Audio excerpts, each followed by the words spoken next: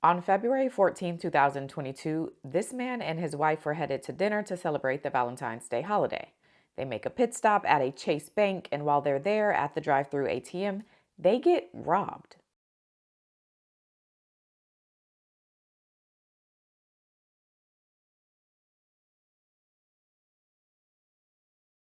After getting the woman's purse, the robber takes off running, and the husband, whose name is Tony Earls Jr., gets out of the car and chases the robber while discharging his firearm. Now, they are in the state of Texas where stand your ground applies, so he is legally allowed to shoot at someone running away. Now, what Tony Earls doesn't know is that around this same time, this family is also headed to dinner to celebrate the Valentine's Day holiday. So I told them to get ready so we can go out to eat. We were gonna go in Wendy's car, but when we stepped outside, I realized that Wendy's car had a flat tire. I looked at them and said, well, let's just go in my truck. The father, whose name is Armando Alvarez, mentions to his wife Wendy that he also needs to make a pit stop at the bank. And as soon as we exit, I received a notification from T-Mobile if I didn't make the payment that the phone was gonna get cut off. I told Wendy, it's like, I'm just gonna go deposit the check that the head just gave me from their job and make the deposit and then go to Spanky's. And it just so happens that the direction the robber is running towards is the same direction the Alvarez family is driving from. You can see in this video that there's a moment that the robber and the Alvarez family's truck go right past each other. So Armando Alvarez quickly realizes that this must be a robbery. We were approaching that bank. I noticed off the back that there was a person running away from the bank. He was wearing a hoodie and he had a face mask on. Yes, he had a purse. The only thing we saw him running, and we proceeded forward. I noticed a person that was shooting my vehicle. Was shooting towards him, which was towards my vehicle. So he tells his family to get down and then he floors it. Now, because of where Tony Earls is positioned back by the ATM, and because it's at night, he doesn't have a clear view beyond this chase sign. All he sees is the robber going in one direction and now a truck at a high rate of speed coming from that exact same direction. So Tony Earls continues firing, but now he's aiming at the truck. And 9-year-old Arlene, who is sitting in the backseat of her father's truck with her headphones on. Yeah, she was watching some TV shows she liked to watch as a teen. She had on her headphones. Doesn't hear her dad say, "Get down." Arlene ends up being struck by a bullet, and despite all life-saving measures, she ends up losing her life.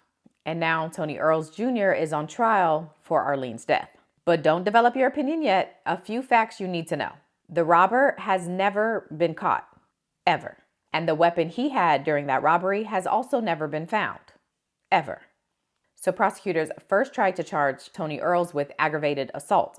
But after prosecutors presented their case and their evidence to the grand jury declined to bring charges. And just so we're all clear on what a grand jury is and how that process works, grand jury members hear cases before they're actual cases. The very broad overview is that a grand jury is typically a group of 16 to 23 people from the community who, just like regular jurors, got a jury summons. Now, the role of grand jury members is to hear cases that prosecutors want to charge. This process is usually done in secret because, again, the person or people haven't been charged yet. But at the end of the prosecutors presenting their evidence to the grand jury, the members then decide on if prosecutors have enough to charge the person or people that they want to charge.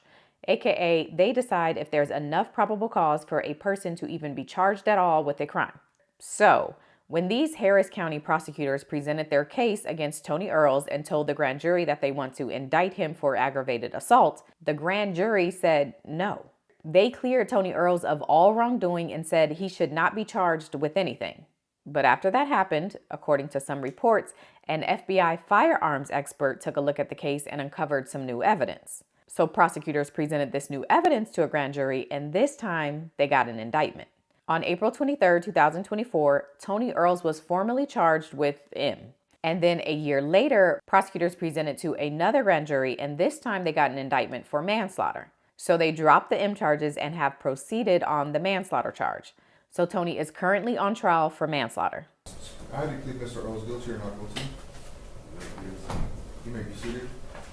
That was a lot, but hopefully it made sense. So in this trial, prosecutors are saying that Tony was reckless for firing at a vehicle that he had no idea who was in.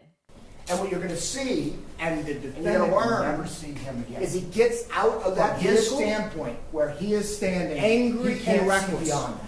Because he If immediately anything, goes into turns an his open gun grassy area. on And that he robbery fixates suspect, and and when the the robbery next thing suspect he sees, hits which is where a the moving chase sign vehicle is going down the street. Now, this is not a matter of the defendant shooting at the robber and missing and an errant bullet hitting the truck. Not at all. This is a case in which what the defendant does is as soon as he misses sight of the robber running away behind that sign, he immediately directs his attention to the next vehicle coming down the street, which is the Alvarez's. In John Wick fashion, starts firing at the vehicle. The 3 shots at the guy's back. That robbery suspect never shoots back. He fired recklessly into a truck he had no idea who was in there. You're going to learn that there were 10 shots that night. And all 10 came from the defendant. And even under all the circumstances that defendant was experiencing that moment after being robbed, he was extremely reckless by shooting into a vehicle he had no idea who was in it. And he's guilty of manslaughter for taking the life of an innocent 9-year-old. Now, as far as the defense, Tony's attorney agrees that this is a very tragic event, but the person who should be sitting in the defendant's chair is not Tony. It should be the robber. One of the things that are going to become obvious to you is that you're going to realize or come to the realization that there is a robbery suspect, an armed robber out there who should be sitting in this chair, right here. That person is in fact the individual that they should be prosecuting. They're prosecuting the wrong individual. He's the scapegoat. That's what the evidence is going to show, okay? The defense also argues that Tony Earls was not acting reckless that night because the robber was shooting at him and so he was shooting back. The defense says that Tony was just not angrily firing off 10 shots. He was shooting at a person who just robbed him and was now shooting at him. And now why this is important is because the prosecutors are saying a part of Tony's recklessness is that the robber never shot at him. And they know that because in all of the video surveillance, there's never a muzzle flash from the robber's gun. But then the defense says, y'all don't have the robber's gun, so how do y'all know it even had a muzzle flash? And the reason why Mr. Jordan can't tell you that a lack of a flash indicates he wasn't firing is because they never found the robber's gun, okay? And without having the gun and not test firing the gun, they can't sit here and say every gun disperses a flash to indicate it's being fired. So that's the basics of this case. It's a lot, so hopefully you are able to follow along. Now come back so I can tell you about this new evidence that seemed to be what helped get Tony indicted this time. And also let me know in the comments how you feel about this case. It's still early, but I feel like I got a lot of questions and a lot of thoughts. So leave your thoughts in the comments.